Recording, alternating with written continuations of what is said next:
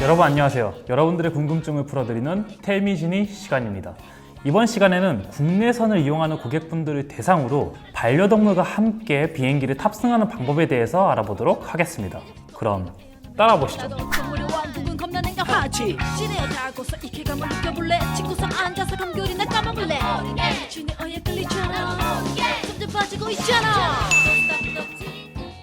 그럼 먼저 어떤 동물들을 반입할 수 있는지에 대해서 알아보도록 하겠습니다.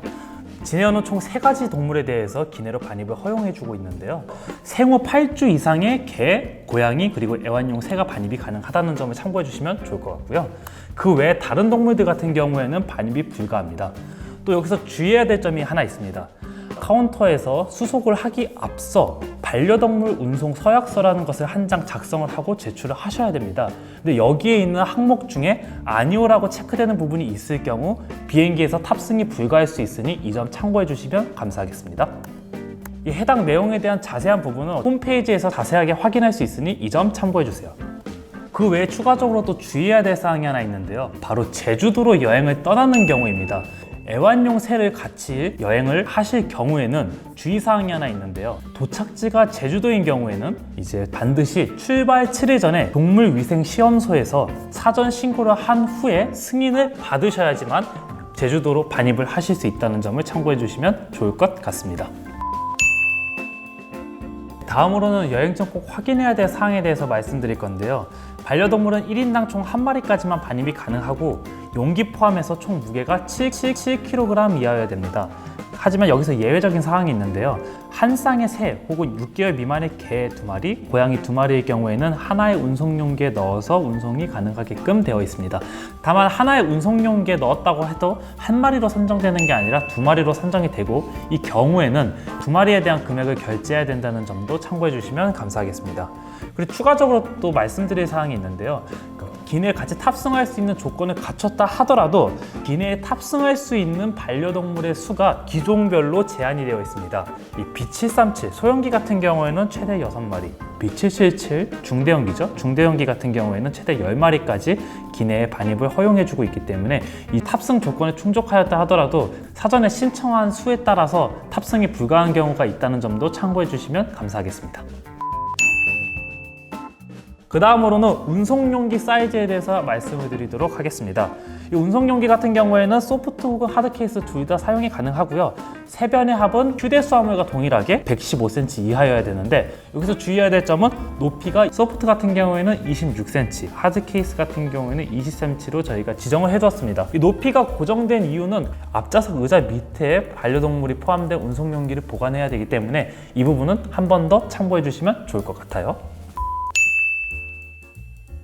그러면 운송용기의 요구사항에 대해서 말씀드리도록 하겠습니다. 먼저 환기 장치가 구비가 되어 있어야 되고 이제 방수 처리가 되면서 잠금 장치가 있어야 되는데 잠금 장치 같은 경우에는 비상시 외부에서도 개방이 가능하게끔 조치가 되어야 됩니다. 그리고 가장 당연하게도 여러분들의 소중한 반려동물이 움직이기에 충분한 공간이 있어야 되겠죠? 그리고 전용 운송용기가 없다 하더라도 국내선에 한해서 저희 진에어는 카드보드 재질의 운송용기를 공항 현장에서 5,000원을 지불해서 구매를 하게끔 하고 있습니다. 이 왼쪽에 보이시는 이 사진이 바로 그것인데요. 약간 의문이 드시는 부분이 있을 거예요. 왜냐하면 이제 윗부분이 좀 높게 되어 있죠. 여기 손잡이 부분이. 근데 이제 이 손잡이 부분은 기내에 탑승하실 때는 다시 이렇게 접어줘야 되는데 이 카드보드 재질의 운송용기 위쪽에 그 설명서가 나와 있습니다. 이 점 참고해 주시면 감사하겠습니다. 다음으로는 가장 중요한 내용이기도 한데요. 예약을 어떻게 해야 되는지 고민하시는 부분도 있을 것 같아요. 회원인 경우는 간단합니다. 항공기 출발 하루 전까지 웹모바일 페이지에 접속을 하신 후에 마이 페이지 예약 상세에 보시면 반려동물 신청란이 있습니다. 그 부분을 클릭하셔서 신청을 하셔도 되고요.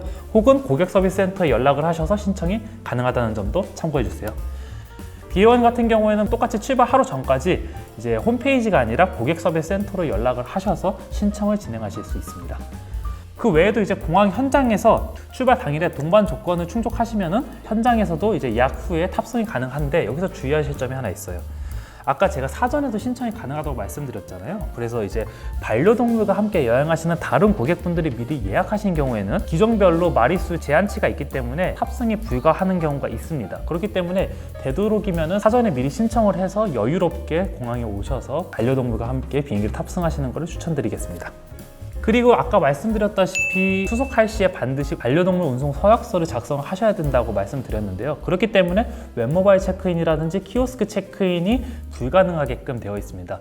그래서 당일에 카운터로 오셔서 반려동물 운송 서약서 하나 제출하신 후 비행기를 탑승하시면 되겠습니다. 마지막으로 기내에서 주의해야 될 사항을 말씀드리고 이번 시간을 마무리하려고 하는데요. 이제 기내에서 주의해야 될 사항은 앞서 말씀드렸다시피 반드시 앞좌석 의자 밑에 보관을 하셔야 된다고 말씀드렸습니다. 그렇기 때문에 운송용기를 밖으로 꺼내거나 무릎 혹은 옆좌석에 올려놓는 행위는 금지되고 있기 때문에 이 점은 유의해 주시면 좋을 것 같고요. 참고사항도 있습니다. 참고사항 같은 경우에는 비상구 좌석이 이용이 제한이 되고 또 앞좌석 의자 밑에다 보관을 하셔야 되기 때문에 앞좌석이 없는 좌석 같은 경우에도 이용이 제한된다는 점을 참고해 주시면 좋을 것 같습니다. 그 외에 다른 반려동물과 거리 유지로 좌석 변경의 가능성이 있다는 점도 말씀드리고 싶고요. 또 반려동물과 함께 비행기를 탑승하시다 보면 이 반려동물이 이제 비행기의 낯선 환경에 적응하지 못해서 우는 경우도 종종 존재하고 있습니다. 그런 경우에는 이제 승무원분들께서 몇 가지 요청을 드릴 수 있기 때문에 그 요청 사항에 잘 따라주시면 감사하겠습니다. 그럼 지금까지 국내선을 이용하는 고객분들 중에서 반려동물과 함께 비행기를 탑승하는 방법에 대해서 말씀을 드렸는데요. 다음 시간에도 더욱 유익한 정보로 여러분들께 찾아뵙도록 하겠습니다.